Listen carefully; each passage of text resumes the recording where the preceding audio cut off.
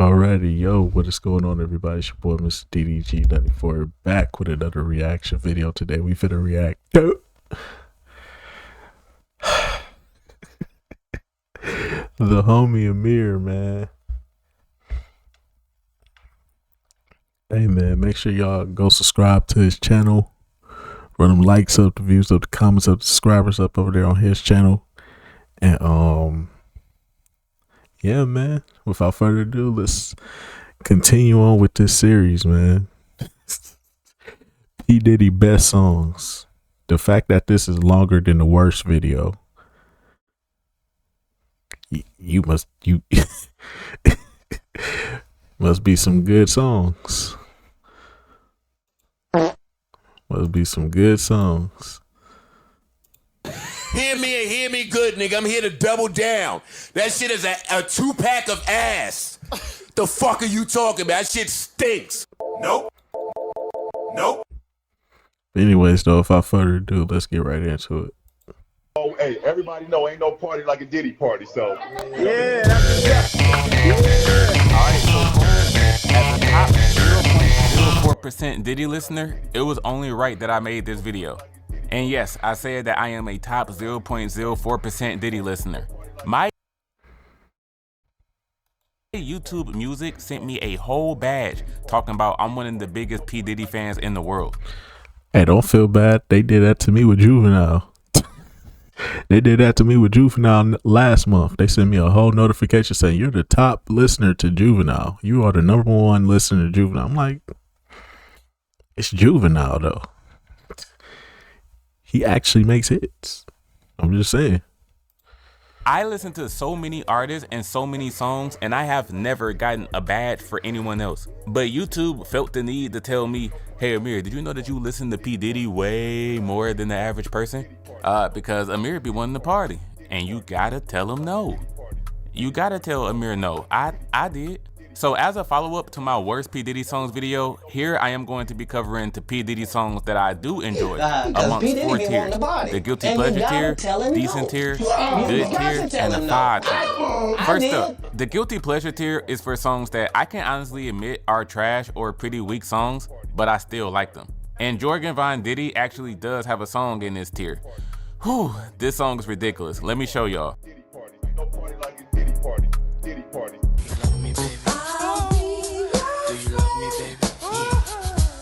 What really makes me enjoy this song is that sample from the Average White Band. That singing in the back that goes, oh, oh. It's a big earworm for me, and that makes me like having this song on. But bruh, this song is just stupid. Foxy Brown is fucking trash. Let me get that out the way. Her verse is just super boring, talking about how much money and weight that her and her team got. I got that 500 SL to make these bitches sick. What? And the third verse of the song just becomes freaky as hell out of nowhere. The song starts off about being that nigga and wanting to be successful. Whether people love you or not, you gotta live your life regardless. And it's always nice to have that one true friend by your side. And then the third verse, Puffy just switches to, yeah, can I touch you here, baby? Let me take off your nightwear, lay down your body, get in between your legs. I ain't gonna hurt you. Hey, yo, what the fuck? I do. But if I gotta be truly true, this song is terrible. And there's a whole 2-minute skit at the end of Puffy having sex with someone. Hell no. Alright. Freak man, yeah, that's me. That I like, but I can't admit there's nothing really special about the track. It's just a nice little song that I like to have on, but it's nothing that will blow you away. Make this money, take this money. Ain't no way you can take this from me. This hook and beat is iconic. I'll give the song that. When you think of rap songs that are motivators to get money, this is one of them ones. But that's where the praise for this song ends, at the production, hook, and iconic status.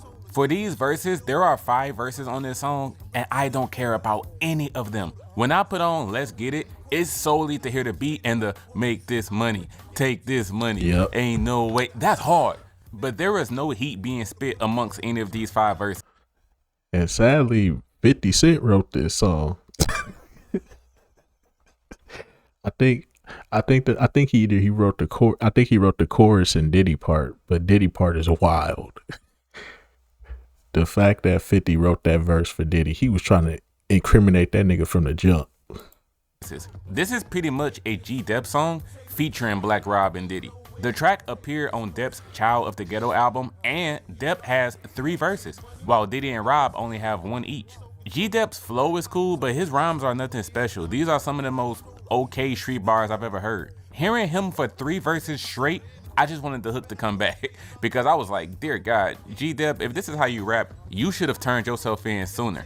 Damn. What allegations? What allegations? What allegations?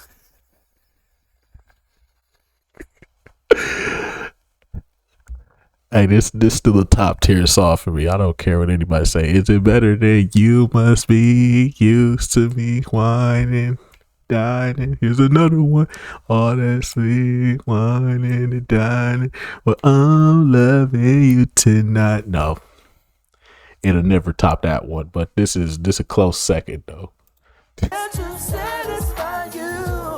The 2 most evil niggas of all time, devil reincarnated on earth twofold, on one song together. And of course, this was a sexual love song. I feel like they kinda ruined the beat to Luna's I Got 5 on it. Kinda ruined it. But this song is straight. Diddy didn't have any wild ass lines, surprisingly. He simply spoke about how much he wanted to show this woman that he cared for her. And Trapped in the Closet did his thing as well. It's an devious love song. Can't nobody hold me down. Oh no. This was pretty much the song. You finna have the East Coast on your ass for this one. Pause, no Diddy, but you finna have the East Coast on your ass for this one. Hell no. I don't care. I ain't gonna say I never cared about this song. It came and it went for me. I can't really say this song was trash. It's just a song that came and went for me. When it was popping around this time, cool, but it wasn't really my cup of tea. It still ain't for some odd reason, but it's very catchy, but it's just not my cup of tea, to be honest with you. That kicked off Puffy's reign of terror in the year 1997. Every other hit that he had from that time, like I'll Be Missing You, No Money, No Problems, he produced Hypnotized by Biggie, all of these hits followed right after. And yet, Can't Nobody Hold Me Down is just cool to me. I legit can't even call this a good song. I believe it's just a regular rap track about getting your riches and never letting a hater stop. That's what it is. It's just basic. I think that's what it was. It was basic, but everybody around this, they played this shit nonstop in 97. I remember. I remember 97, and I was only 3 years old. I definitely remember 97. They played the shit out this goddamn song. But like I said, like I just didn't fuck with it. It just didn't hit. It was a. I could see it as a radio hit. I could see why it was a hit to the masses, but for me personally, it didn't do nothing for me. I like the chorus, but the chorus is about it. Once you get to the verses, that shit is fucking trash, dog. Get the fuck off the airwaves. Ready, turn that shit off. Stop you. The other 3 songs that I just mentioned a few seconds ago as Puffy's other hits, I'm taking all 3 of those songs over Can't Nobody Hold Me Down. Eyes closed like a blow reefer. The preview is over. Now enjoy the feature. Yeah, this is one of those opening tracks on a project where the artist is speaking about their life with the "let me tell you how I got here" setup. Every brick that my haters ever threw at me, I used those bricks to build my empire. He was saying some crazy stuff in a few lines, like calling himself the almighty guide to the black child. Any children who wanted to grow up to be like Diddy, I really hope in their adult years that they don't think that now. The song lyrically is cool, but the production doesn't hit that hard. Never no losses. I'm a winner, the boss of all bosses. I'm that Nick. There is a song that's going to be in the good tier called We Gon' Make It. That song comes right before this interlude, and this interlude is like a small continuation of that track because it sounds very similar to it. This is another one of Diddy's mid-2000s reintroduction tracks to the rap game. He even says if Jay is coming back, then the world needs Puff, because this was the same time that Jay-Z was coming out with his Kingdom Come album. Ain't no way he said that bullshit. Ain't no way, bro. Hey, boy, ain't no fucking way, boy. Boy, ain't no way, boy. Boy, ain't no way, boy. Boy, ain't no way, boy. Boy, ain't no way, boy. Boy, ain't no way, boy.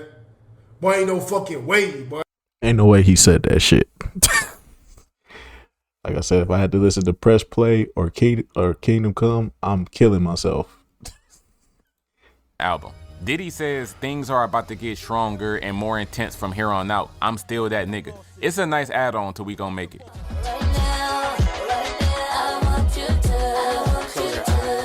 Hearing Busta Rhymes be Diddified is not something I was expecting. Bust definitely has the worst verse and it could have been removed.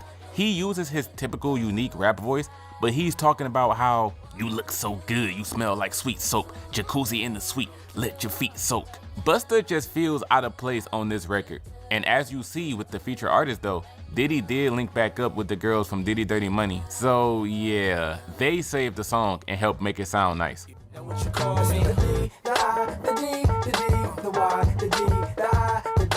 I fuck with this song heavy, but only for the beat.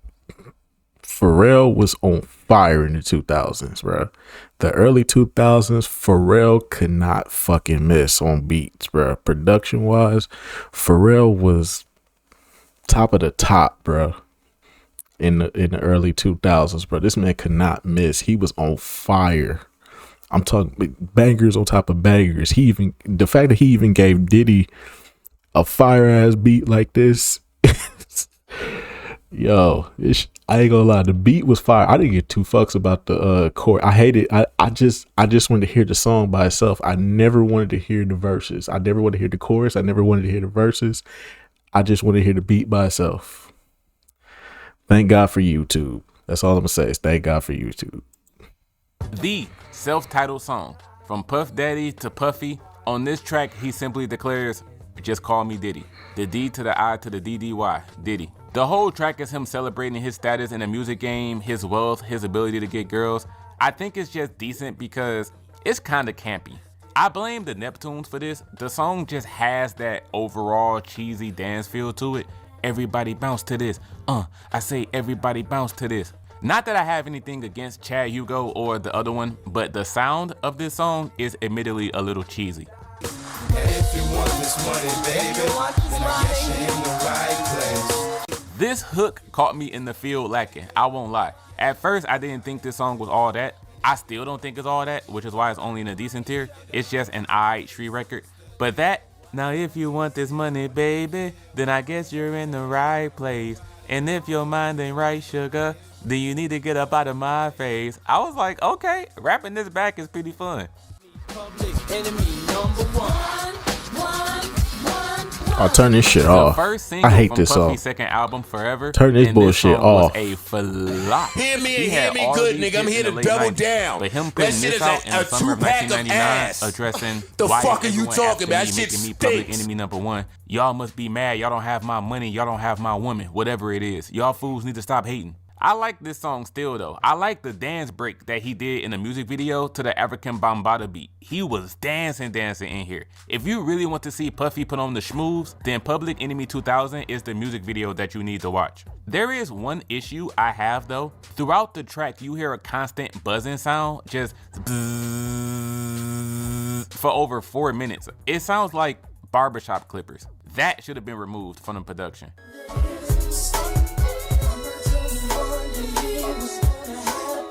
Now, y'all already saw that I had part 2 of Is This The End in the Worst Songs video, but part 1 is more tolerable. Puffy raps exactly like Twista on this song. He completely borrowed his flow. The thing with part 1 though, and why it's only decent, is that this song is told as a very haphazard story. It has that painting a picture movie scene type of feel to it, but it's not done in the best way. This song is performed like they didn't really think this through. It feels like Puffy just told Twista, hey, write a song where it feels like a movie, and Twista just sporadically went with the first lines that he thought of. Watch me. Bad boy, baby. As always, I don't include short interlude tracks, but Nothing's Gonna Stop Me is 2.5 minutes long. Diddy doesn't rap or sing, he just talks on the whole record, but the track is long enough to where I went, alright, I'll throw it in there. It's over 2 minutes of him just saying, nothing is ever going to stop me. God has been with me through the ups and downs, the smiles and frowns. I'm going to keep pushing no matter what obstacles come my way. We've seen how that's been going for him, but yeah, cool interlude. Come to claim my place. Similar to the last placement, this is another interlude of Diddy claiming his place in the music game. He believes that God has put him on earth for a reason. He thanks all of his fans that have been with him through his career so far and states that he's going to continue striving for his goals, as he has a relentless spirit just like his father did. Shout out to Avant because his singing certainly will make you say church, praise. That nigga Avant. Shout out to that nigga Avant though.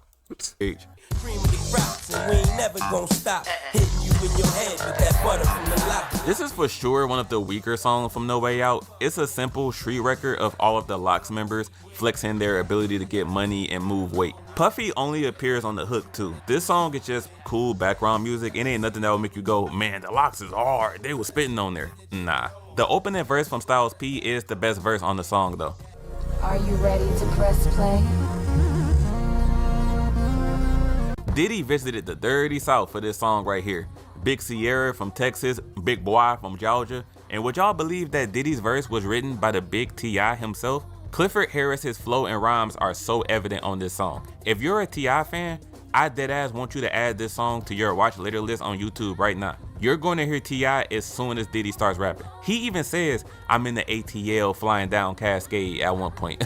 The downfall of this song is certainly the hook by Sierra. The hook is super weak and it comes off as lazy as hell. It sounds like someone ripped Sierra's vocals from a demo recording session and her vocals weren't fully fleshed out or something. I would still play this track though. Baby, won't you come home? Baby, won't you come home? I wish this song stayed as strong throughout the whole thing, as strong as it was at the beginning. That snippet that I just played for y'all was the first 5 seconds of the track, and it's the best sounding part of the whole track. After that, it slows down to a simpler R&B song about telling an ex-lover to come back to you. We both tried to move on and be with other people, but it didn't work out, so we might as well bring it back and reignite this love that we already had between us because nothing is stronger. Shout out to Jazzy for the vocals, but this track is just fine.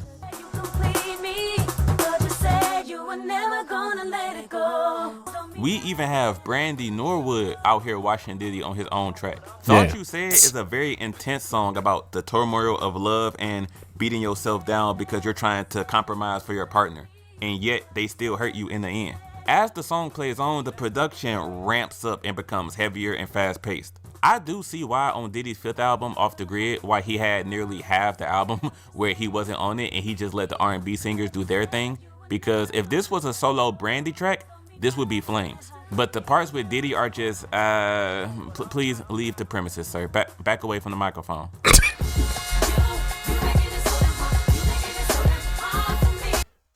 This was the best song on that entire album. For me personally, this was the best song on that entire Press Play album. This was the best one by far. The rest of that, you could throw the rest of that whole album away, but this one right here. Hear me and hear me good. Hear me and hear me. Hear me and hear me good, nigga. I'm here to double down. That shit is a 2-pack of ass. The fuck are you talking about? That shit stinks. You could throw the rest of that goddamn album away, but this song right here. This song right here.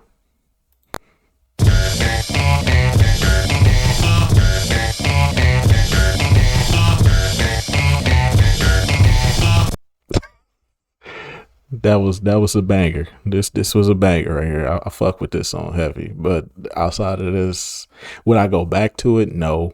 But it was I was fucking with it at the time.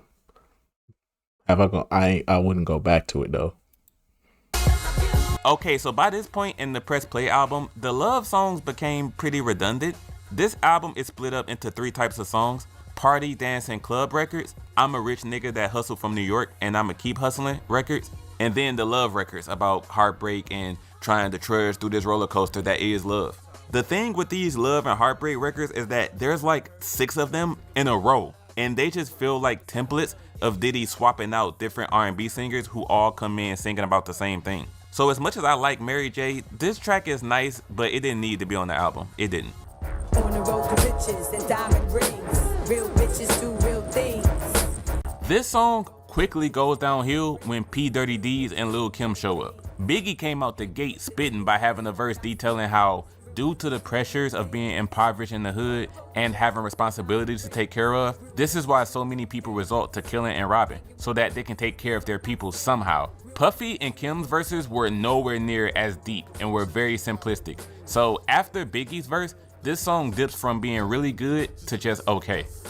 So now the good tier. This tier are for songs that are better than just aight. I do really like these songs, they just aren't at the top of the Puffy pyramid.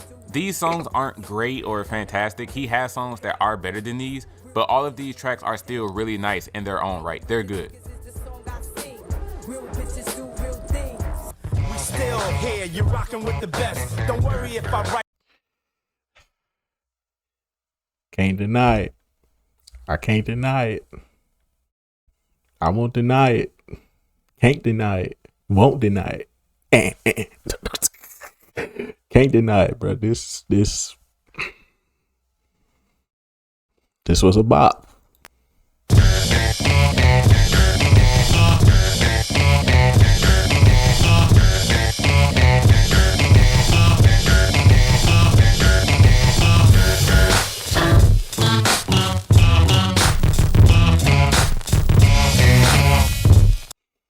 I can't deny this was a bop. Oh, I will never deny that this song was a bop. But this album was trash. This album was not as good as y'all hype it up to be. Stop lying. Stop lying, East Coast niggas. East Coast niggas, stop lying. You know this album was not good. And I forgot, when did this album come out? 2000? 2001? If this came out in any of those 2 years, fuck out of here. Rhymes, I write checks. This song was the big declaration that Bad Boy was still at the top of the industry. Since it was no longer the late 90s, since Biggie was gone for a few years by this point, since Diddy's Forever album received lukewarm reviews, the narrative by the year 2001 was that Diddy and the people in his camp no longer had it. It was time for another label to take the spotlight as the hottest team in hip hop. Diddy, Black Rob, and Mark Curry all get on this song to say, nah, Bad Boy is here for life. And if you think otherwise, we just gonna steamroll your ass out the way on our road to more riches. I think Mark Curry has the weakest verse. He has the final verse too. So honestly, I'd be wanting to turn this song off right after the second verse is done. But Bad Boys for Life is certainly a highlight either way.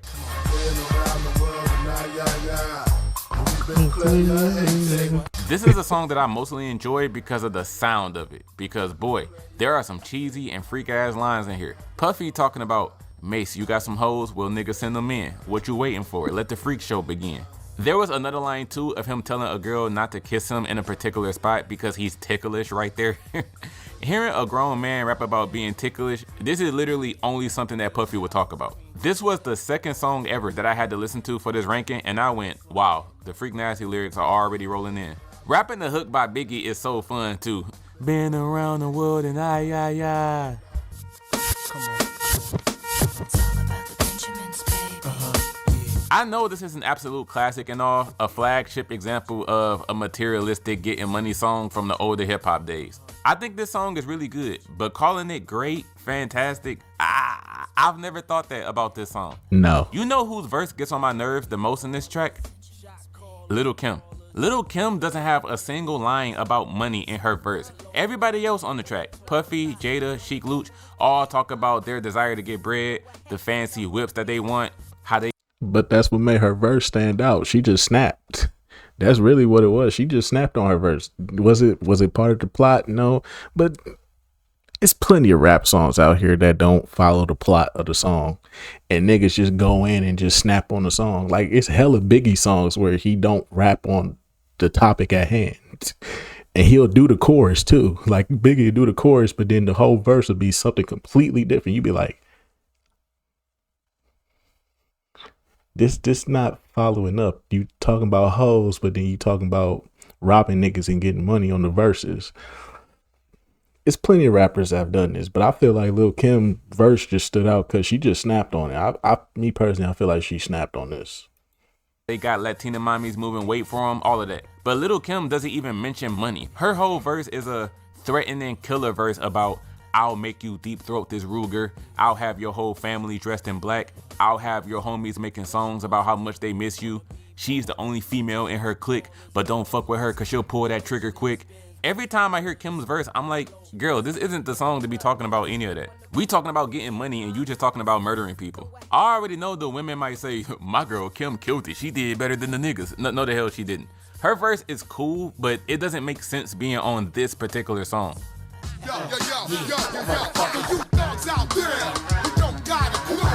Redmond is relegated to hook duty only on this song, but the hook is still pretty cool. What's even more cool is the production. It's an MC Lyte sample from her song Paper Thin, and although it's kinda unorthodox, it really helps with the electronic and aggressive feel to this song.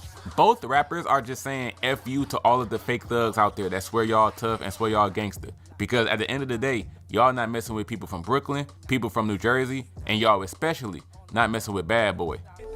Tell me who shot Big and take the bullets out of Tupac's ribs. Okay, when I was talking about the interlude I Am in the decent tier and I said that it was preceded by We Gon' Make It, this was that song.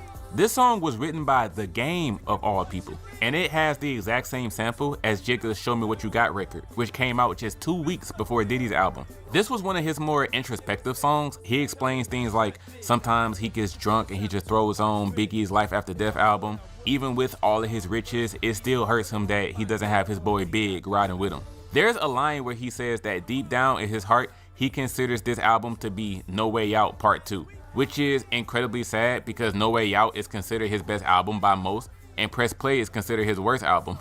So it's actually a great thing that he didn't actually call this No Way Out 2. Let's get one thing clear. Still the same cat who put the flavor in your ear. This was a song I was actually impressed by because P. Diddy be having tracks where he's carried by the hook or the beat and then his verses would be nothing special. But that wasn't the case here. Loon and Diddy was actually saying some stuff on here. I had to raise my eyebrows like, hold on, let me find out Loon isn't ass after all. It's a track about how Bad Boy is always on top of the game and anyone who denies it is just a hater. I don't know who Marsha is, but she had that Jamaican type delivery on the hook, which didn't hurt the track either.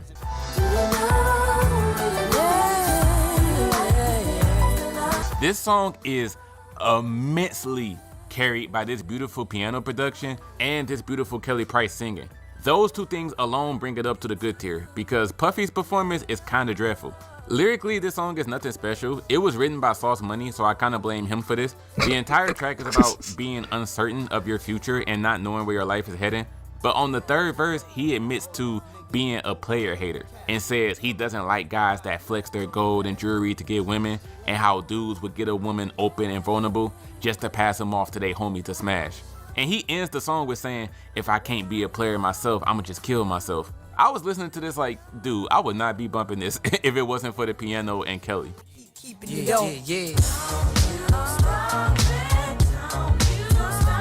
A song like this is why people love that old school Puffy because of the way he was able to flip older samples into a hit song. For some, it came off as him like blatantly biting these older hits, but still, it would lead to a very enjoyable record like this. Kelly Price is uncredited, but she still sounds classy on the chorus, giving us a really bouncy dance record about how much Bad Boy was running music back then, and how Lil Kim be getting her money and taking your man from you.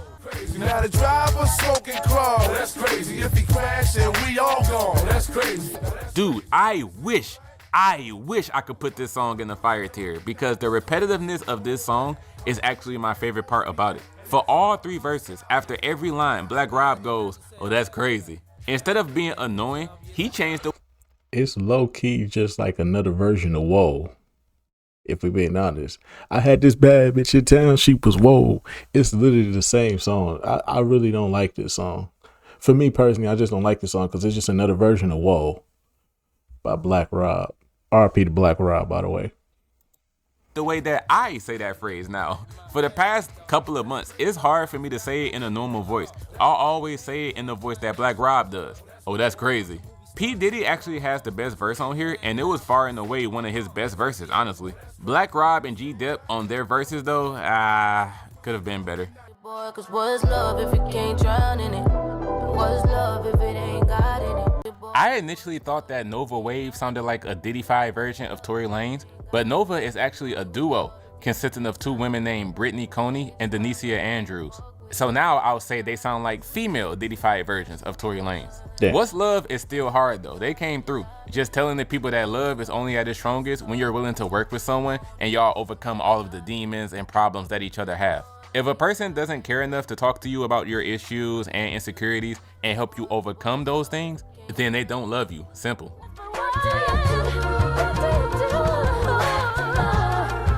It shouldn't surprise you to hear that the only reason this song is good to me is because Carrie Hilson is on here. This is a track asking, what does one do after being through a tearful heartbreak? After the one person you thought you'd be with forever repeatedly breaks your trust and you had to end it for good, what are you supposed to do after that? I promise you, Carrie is the only reason why this is in the good tier. Carrie's performance was great and Diddy's performance was whatever. So great plus whatever, I put it in the good tier. Bad boy, nigga. Fuck y'all niggas wanna do. The final track on the saga continues, and this is certainly another track I wish I could put in the fire tier because this production is top motherfucking tier. Top 10 beat to ever be on a P. Diddy album. The beat to the last song is amazing. Admittedly, the beat is what carries it into the good tier because this is indeed another track about how the Bad Boy crew are not to be messed with. Other dudes are out to get me, so I gotta stay strapped. I'ma be a bad boy till I die. So if it wasn't for the production, I would honestly tell y'all not missing out on anything by not hearing this song. My beautiful, so wonderful. Now Pharrell is on this song too. He actually has the chorus and he made the beat, but for some reason he's not listed as a feature. Pharrell is more prominent on this track than Jamie is. All Jamie does is some hoo in the background, and then he has a small outro. Anyway, as the final song to the Press Play album, like I said, the final 6 tracks by this point, the relationship songs became one note and samey. He'll have Carrie Hilson on one song, then Mario Winans on the next, then Brandy Norwood on the next one, then Keisha Cole on the next one, then Mary J. Blige on the next one, and then Jamie Foxx. Like, nigga, you're just swapping out R&B singers and making the same song. However, this was one of the better ones. I would actually keep this song on Press Play. It's really soothing. And I ain't looking back for shit. Crooked ass bitch today, I get you back for this. This is a storytelling song about Black Rob being set up by a woman who he was talking to on the street. Rob had peeped some dudes across the street looking at him, and then those same dudes started shooting at Rob. And then turns out the woman that was talking to Rob was with the other guys from across the street as she ran over to their side when the bullets started flying. And then the rest of the song is Rob and Puffy detailing the story and talking about what happened to Shorty afterwards. Black Rob, RIP. He has a slick flow on this track that you kinda have to get used to after the first listen, but this storytelling with these piano keys was pretty tight. All I ever been is what a legend is. Girl, you fucking the greatest rapper that ever lived. Just in case y'all didn't hear the line I just played, Diddy said, all I ever been is what a legend is. Girl, you f***ing with the greatest rapper that ever lived. That line is so ridiculous coming from Diddy that we're all about to act like we Hey yo, what the fuck? Okay? Let's just all agree he never said that. Other than that, Stay a While is some heat. Sometimes you feel the connection and vibe with someone so heavy that instead of making them do the walk of shame after you smash, you like, hold up, you can stay. Let's spend some more time together. I recommend this song, I do.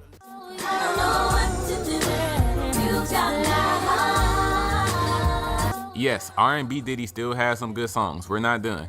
This time, he recruited Mary J. Diddy again. And this song is certainly better than their collab from Press Play, Making It Hard. Mary sampled herself on this song. She recreates the sound of her song Don't Go from her My Life album, which in turn sampled Goodbye Love from Guy. If y'all don't care to hear Diddy making love songs, I promise you're missing out on a few hits, including this one with MJB the MVP.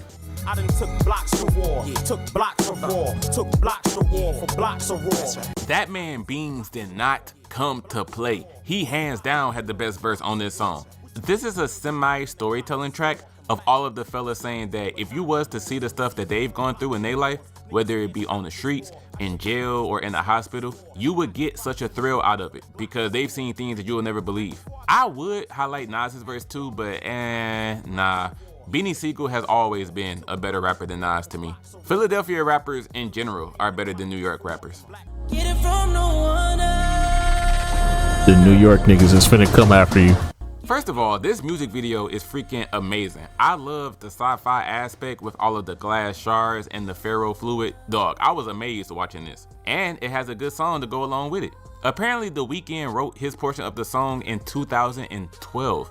And he said that he's always imagined it being a Diddy Bad Boy record. 21 Diddy and Weeknd Diddy talk about their relationship woes and toxic ways, pretty much warning women that they're not the type of guys to be taken seriously and try to be in love with. While French Diddy and P. Diddy discuss their hustler ways, how they became successful, and how you gotta make it through the tough times that God put you through if you really wanna make it in this world. For some of y'all, this may be a fire tier song that you'll be impressed by. I won't put it that high, but I still strongly recommend it. Half black, half oriental. 86, she got me rental. This situation ain't accidental. Bro, someone made a version of this song without Puffy's verse, and I instantly laughed when I found it. The comments were like, man, thank you so much for making this version because Puffy was a straight up dumpster fire on the mic. No, that's crazy because I think Puffy's verse was good for what it was. The Jigga Man was fine, but we know what the highlight already is. The Black Frank White said, while I just sling coke, smoke pounds of choke, got lawyers watching lawyers so I won't go broke. I got lawyers watching my lawyers is such a great line, man. Just all three fellas talking about doing what they gotta do to hustle from the hood and get their bread. And with this song, I dedicate to you, my Lord. We have super religious Puffy on this record, y'all. This is pretty much a gospel record. That's why he got Mario Winans to do the chorus. This entire track is an appreciation letter for the Lord. Again, it's written by Sauce Money, but it's Puffy telling the Lord, Lord, you are my best friend. You always help me make it through my darkest hour. When Biggie died, you were the main one there for me. And for that, I'm surrendering myself to you and will forever be grateful for your blessings.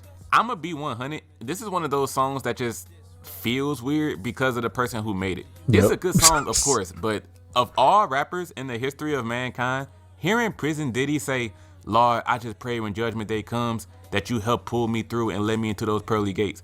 I'm over here like, sir, you know damn well you're not about to make it into... Come on, man.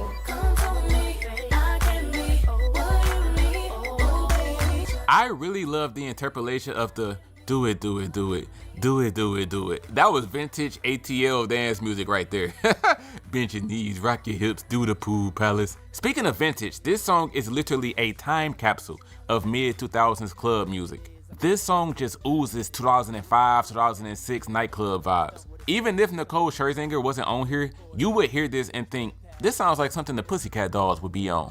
This was the first single Diddy released in 3 years. So this song certainly let people know what type of music he was going to be making now that he reintroduced himself. Boom! The Amir Diddy tier. I mean the fire tier. It may surprise you to hear that even some of the biggest criminals of all time still have some fire songs. Yes, these are tracks that I think are great, wonderful, everything above just good. Even Satan himself can make a hit every now and then.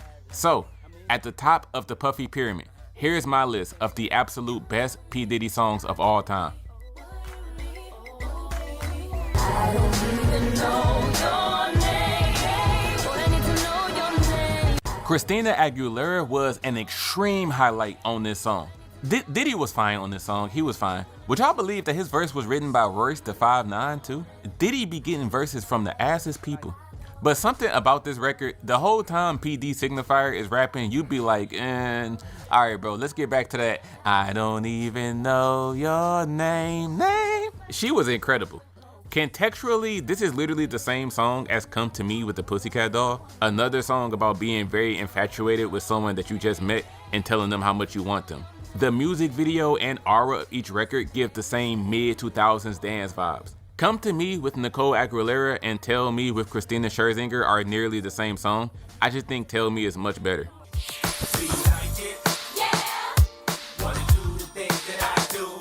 This song right here is hot. This is hot.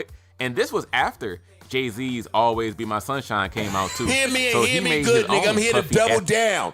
That shit is a 2-pack of ass. The fuck are you talking about? That shit stinks. That shit is fucking. That shit is fucking. That shit is fucking. That shit is fucking. That shit is fucking. That shit is fucking. That shit is fucking trash, dog. Get the fuck off the airwaves. You light my fire.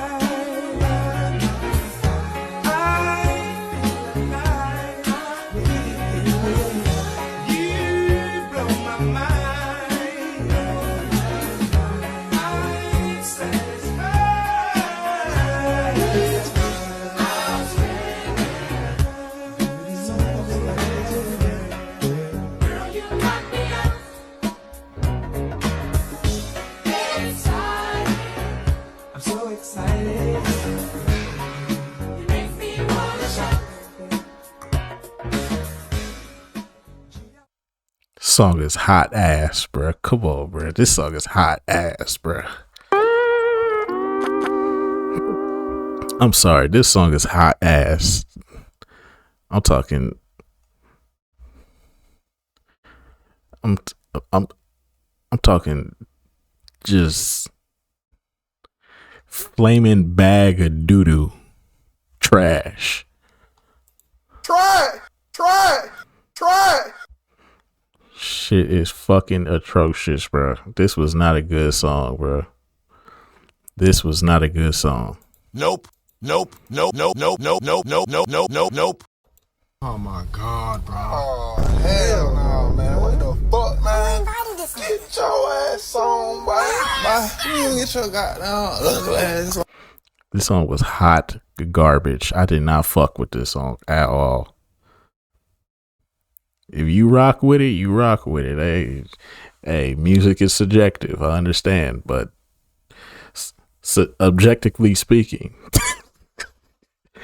this shit was hot fucking trash. 2 packs of ass. 2 packs of ass. Buy one get one free pack of ass. That's how trash this shit was, bro.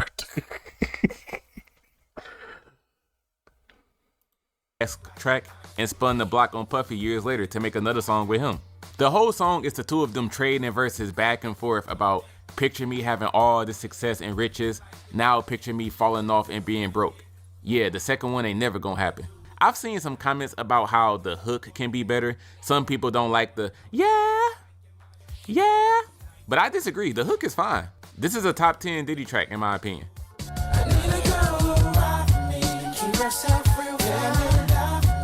Yes, P. Diddy, this is how you make a song for the ladies. This track is that smooth R&B that the people need, even though he has a very outrageous line in his verse.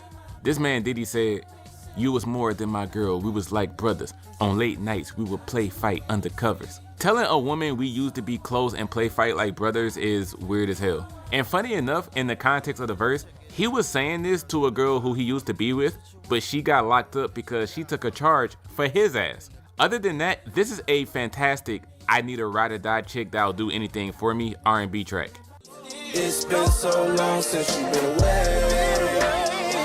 Why you ain't? Y'all are sleeping on this R&B album from Diddy. I'll just directly say it. I actually don't blame anyone who thinks Off the Grid is Diddy's best album. If you want to know my ranking of these 5 P. Diddy albums from worst to best, you'll just have to ask me in the comments. But yeah, if somebody told me that they had this at number 1, I wouldn't even tell them that they tripping. And this song is one of the reasons why. Whether it be a song where P. Diddy appears on the track or not, this album got some heat. Stay Part 1 is the best song on Off the Grid where Diddy is on the song. Just for the hell of it, if you wanted to know what I think is the best song amongst the one where Diddy doesn't appear, then that title goes to Mind Your Business, Bosses in Love with Jazzy, Ty Dolla $ign, and Kehlani.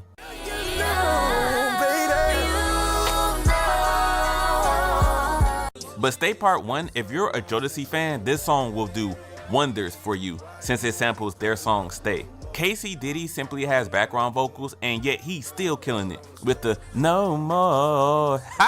Everybody on here killed it, man. Baby, won't you just stay with me? This song is amazing.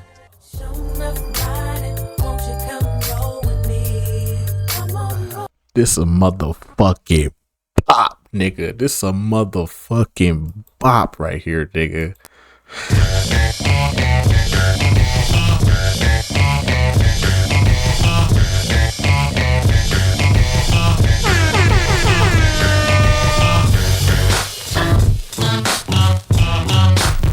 This a motherfucking bop right here. This 8-ball MJG song, shit go hard in the paint, bruh. I'm talking like prime Shaq. MVP Giannis, nigga. This shit go hard in the paint, bruh. This shit go crazy. Pause, no Diddy.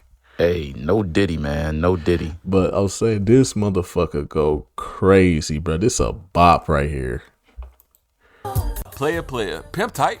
Yes, P. Diddy has a song with the Southern Drankers and Southern Swangers, 8-Ball and MJG. And yes, I believe it's one of his best songs. Talk about cruising music.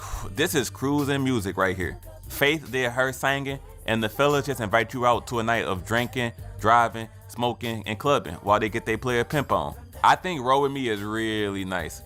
Everything I do is for you.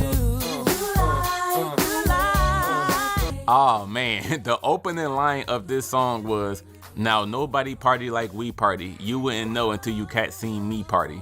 I knew I was getting into something crazy the moment I heard that. In the second verse, this man gonna say, "When I got problems, I send a dark van."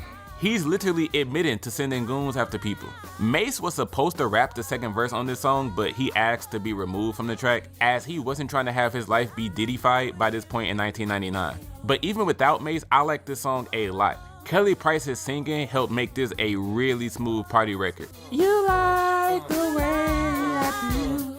But I'm an OG, and in the distance is police. I'm still busting, trying to kill something. This a good song right here. This is a really good song right here. Off this album, this is a really good song.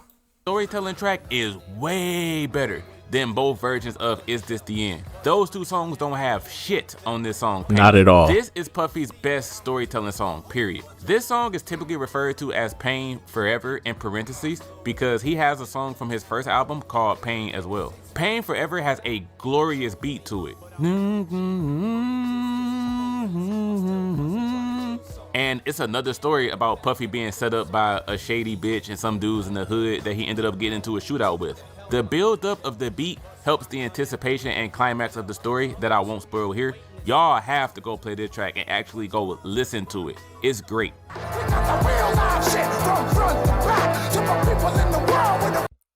I hate this song.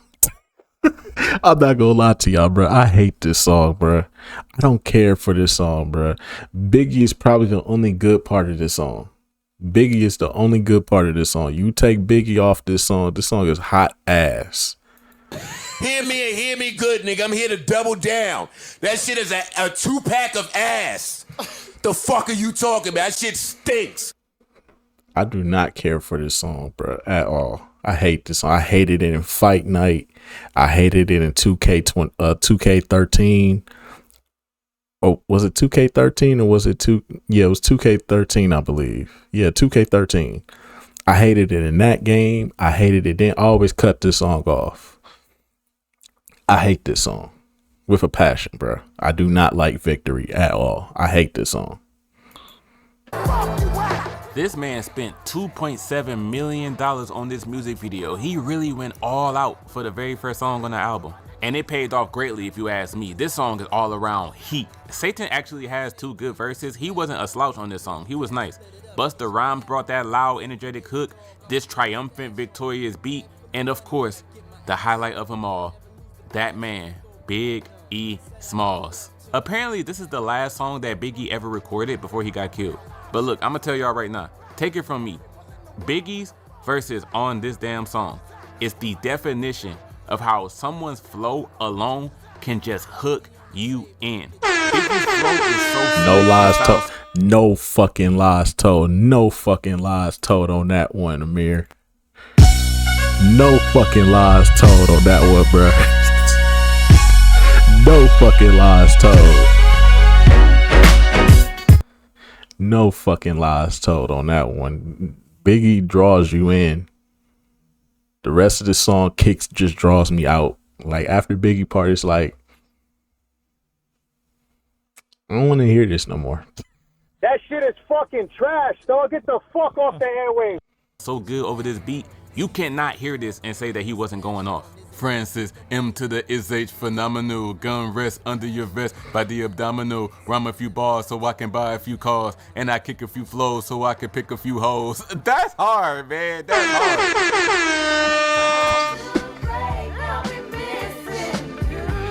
You know, we can't play the regular version of this. Hold on real quick. We definitely can't play the regular version of this. Cannot play it at all. We gotta play the updated version of this. We only play this version of this song now. We only play this version of this song.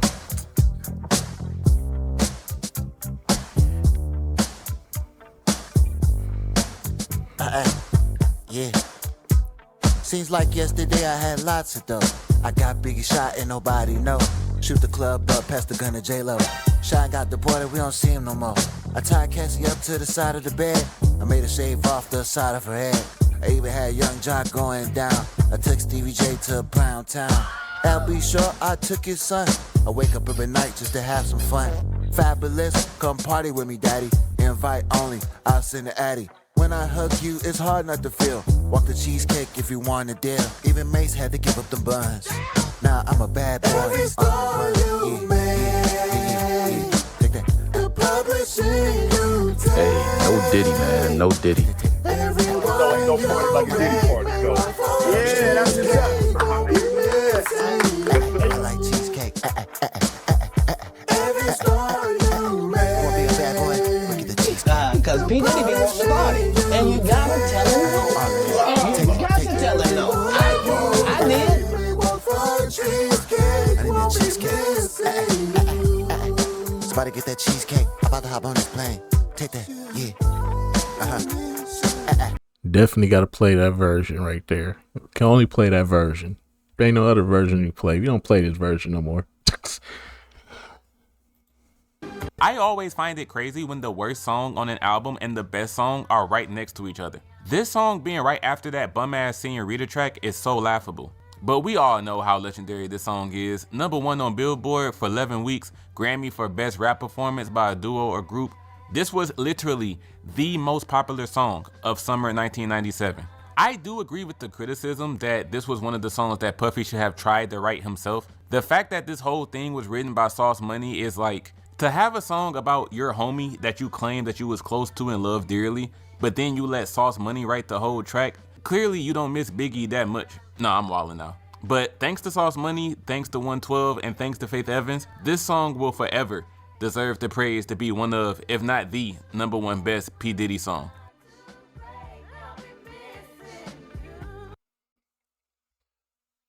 There you have it, ladies and gentlemen. I think Amir said he got a part 3 coming. We done with the Diddy party. We done with the Diddy party. I want to be here no more, man. It's getting weird out here, bruh.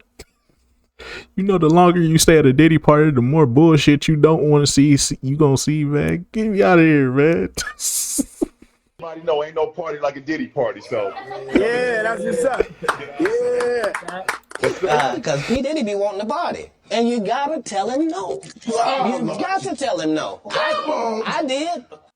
I got my MTV out. Savage! I'm a savage! Oh! I'm a savage! Whatever I want, I'm going to get! Whatever I want, I have to get!